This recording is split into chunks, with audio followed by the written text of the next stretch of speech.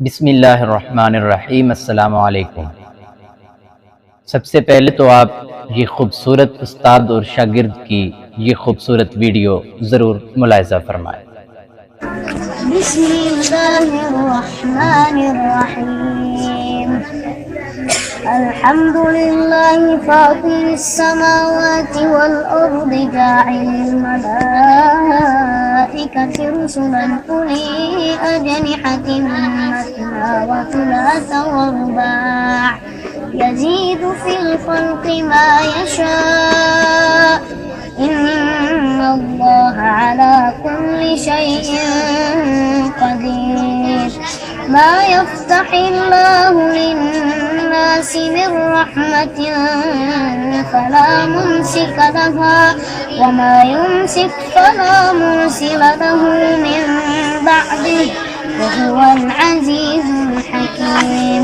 Video آپ نے ملاحظہ کی ہے۔ ڈاکٹر عبدالحمید صاحب جن کے ہاتھوں پہ کئی لوگوں نے اسلام قبول کیا تھا، ایک مرتبہ ان کے پاس ایک شخص آیا اور وہ کہتے ہیں کہ وہ آ کر اپنا نام یاک یلبر کہتا ہے اور بولتا ہے کہ میں فرانسیسی بولنے والی دنیا کا سب سے بڑا موسیقار ہوں، میرے بنائے ہوئے گانے فرانسیسی زبان میں بہت مقبول ہیں اور میں ایک خاص انداز میں موسیقی کرتا ہوں جس کو لوگ سراہتے ہیں، اور جو دھنیں اور موسیقی میں ایجاد کرتا ہوں وہ کوئی اور ایجاد نہیں کر سکتا۔ اور وہ کہتے ہیں کہ میں ایک دفعہ ایک عربی سفیر کی دعوت پر گیا، وہاں پہنچا تو وہاں سب لوگ جمع تھے اور نہایت ہی توجہ کے ساتھ کچھ سن رہے تھے۔ میں نے جب غور کیا تو میں سوچنے لگا کہ میں اتنا بڑا موسیقار ہوں، یہ موسیقی کس نے ایجاد کی ہے؟ انہوں نے پوچھنے کی بڑی کوشش کی مگر لوگوں نے چپ کرا دیا۔ کہتے کہ یہ کس نے ایجاد کی ہے اور یہ دھنیں کس نے ایجاد کی ہیں؟ میں تو سمجھتا ہوں کہ یہ ایسی موسیقی ہے کہ اس کی دھنیں کئی سالوں تک کوئی ایجاد نہیں کر سکتا، لیکن مجھے چپ کرا دیا گیا۔ جب وہ آواز ختم ہو گئی تو اس کے بعد میں نے سوال کیا کہ یہ کس کی ایجاد کردہ موسیقی ہے اور یہ ایسی کمال کی دھنیں ایجاد کرنے والا کون ہے؟ دھن کی دنیا میں ایسے نشیب و فراز میں نے پہلے نہیں دیکھے۔ انہوں نے بتایا کہ یہ موسیقی نہیں اور نہ ہی یہ دھنیں ہیں، بلکہ یہ تو اللہ کا قرآن ہے جو کہ تجوید کی دنیا میں پڑھا جا رہا ہے۔ میں نے سوال کیا کہ یہ تجوید کب ایجاد ہوئی؟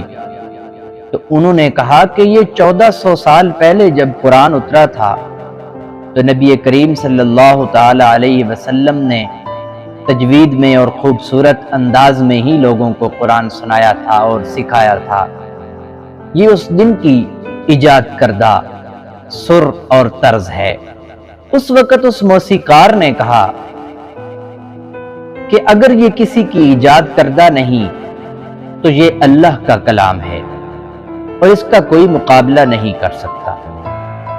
اس کے بعد وہ کہتے ہیں کہ میں نے کئی مساجد میں سنا،